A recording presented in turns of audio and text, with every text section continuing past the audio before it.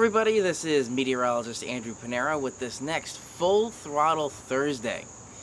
It's been a while since I've had a Full Throttle Thursday, and this one, fluids.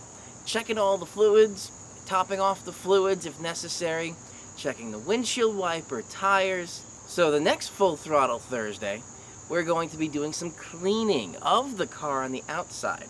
That's with the Rain-X as well. So we're going to work on some fluid, topping off the fluids, checking all that. And then we're going to do a nice time lapse of me cleaning the car again. For this one, let's get to the fluids.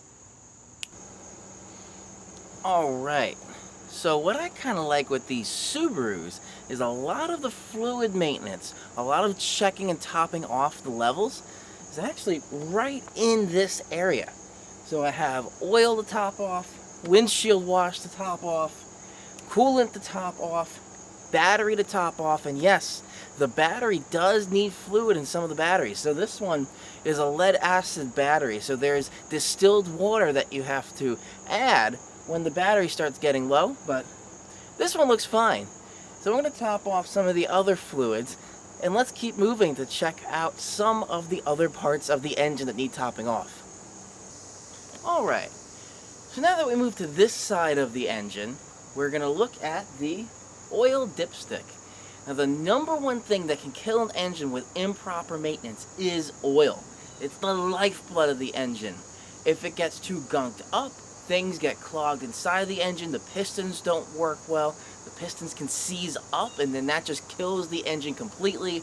Pretty much need a new engine at that point once the pistons are fused to the piston wall inside of the engine. So number one thing that can kill an engine with improper maintenance again is the oil. So you gotta check that. And on the dipstick, you're gonna see two dots on the dipstick. One is low, one is full. So we wanna try and keep it at that full level. If it gets a little bit low, that's okay, but once it really starts getting down to that second dot, that's when you really need to add oil. So let's continue with some of the maintenance here. Alright, next up, that little green component right down there. That is the air filter. Mine happens to be green with the Stage 2 kit that I have installed on here. But even though it's a custom high-flow air filter, it still needs to be maintained. And when I kind of get close inside here, there's a lot of bug buildup because what's happening is right here, this is the air duct from the front of the car. So air flows straight through here and right down into the air filter. So there's a lot of bugs on there, so I got to pull that out, kind of knock them out, make sure that's properly cleaned, because an improperly cleaned air filter can do a couple things. Not necessarily rob fuel economy, because the engine's going to try and account for that. But the ECU, which is right over there, that's the ECU. What it's going to do is adjust the throttle, so you're actually going to have some sluggish throttle response if you have an improperly cleaned air filter. So let's keep moving on. Now this particular car has a turbocharger. This is a turbocharged engine. So at the top here, this is the intercooler. The intercooler is required for anything that has forced induction. So that cools down the charge, because when you compress the air, the compressed air heats up. That goes into meteorology, adiabatic processes, adiabatic heating and adiabatic cooling.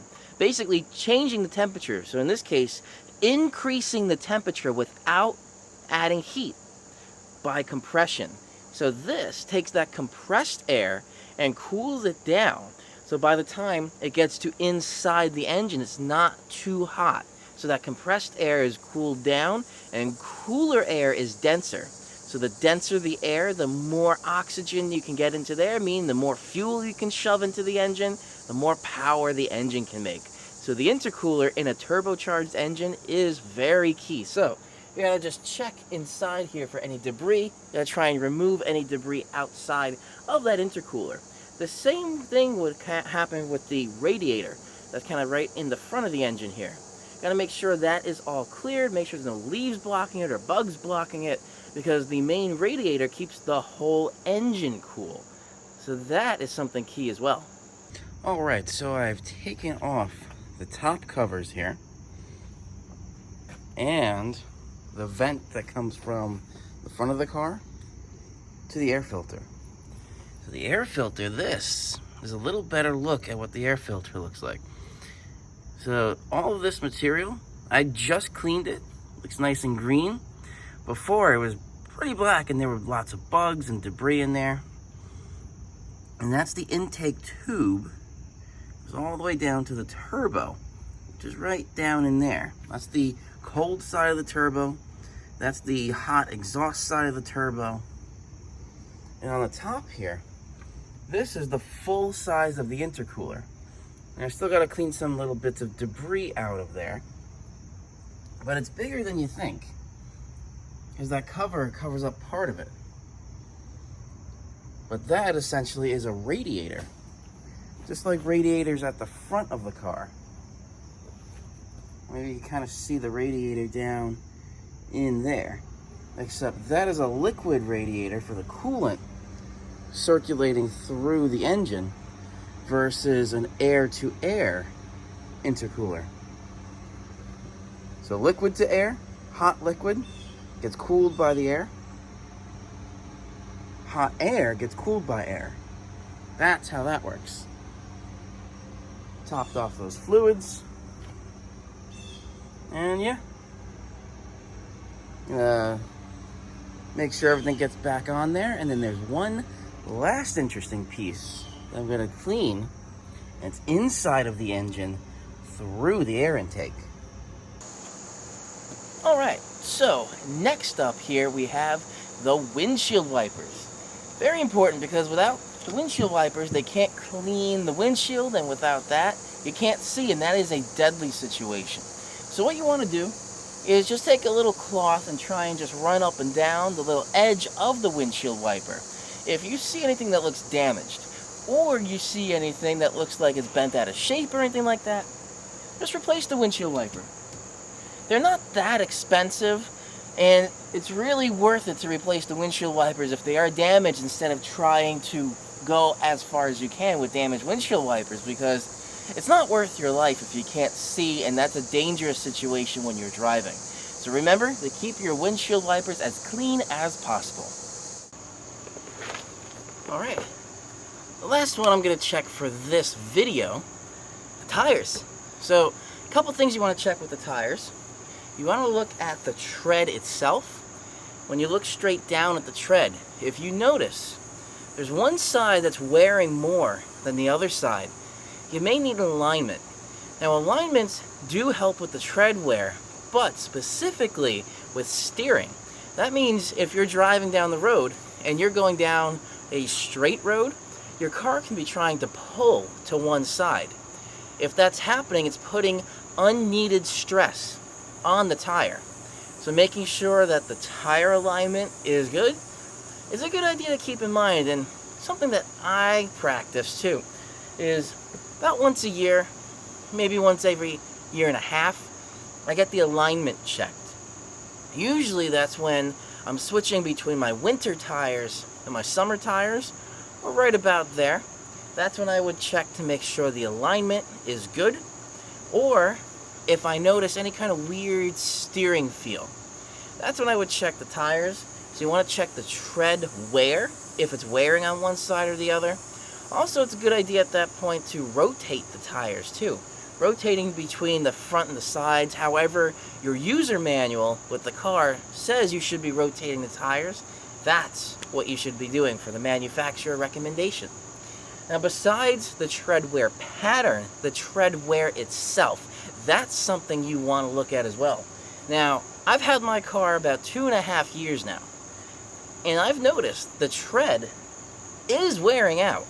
This is probably going to be the last year that I'm going to have these tires before it's below Lincoln's head. If you know the little penny trick, you stick an upside down penny into the tread, and if it's below Lincoln's head, it's below the legal requirement for safe tires.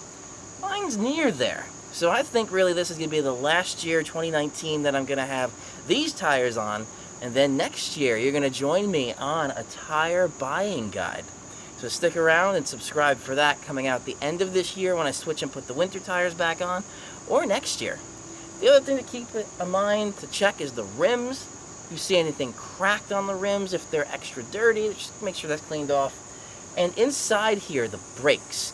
You want to make sure the brakes are also nice and clean, because if you see any kind of cracking or dents on the disc, which is inside the rim, that can cause brake wear.